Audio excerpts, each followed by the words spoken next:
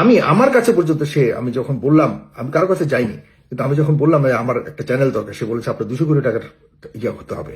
2টা বছর ধরে সবগুলি বাটপারে, আসিফ নজরুলের মতো একটা বাটপার লোক, এই বাটপারি করে করে করে আমাদের এই জুলাইকে ধ্বংস করে দিয়েছে, তার বাচ্চারা ধ্বংস করে দিয়েছে। এদের বিচার হতে হবে। এদের বিচার যদি না হয়, তাহলে জুলাইয়ের 1,500 মানুষের সাথে যারা শহীদ হয়েছে তাদের রক্তের সাথে বেইমানি করা হবে।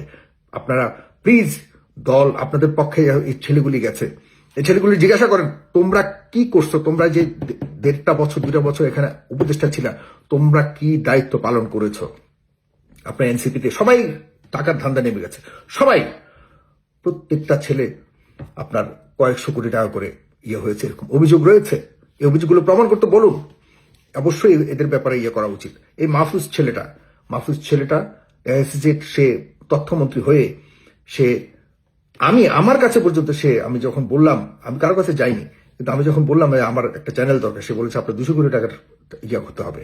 আমি বুঝি আমার তো 200 কোটি টাকা নাই রে ভাই, আমি তো সারা জীবন এই দেশের জন্য ফাইট করেছি, আমার তো এখনো পর্যন্ত ফাইট করে যাচ্ছে, আমার 2 কোটি টাকাও নাই, 200 কোটি টাকার দূরের কথা, তাহলে আপনি চ্যানেল পাবেন না। অথচ এই ছেলেটাই অন্যদেরকে চ্যানেল দিয়েছে, অন্যদেরকে চ্যানেল দিয়ে আজকে সেই চ্যানেলগুলি আবারও এই জুলাইয়ের বিপক্ষে দাঁড়িয়েছে।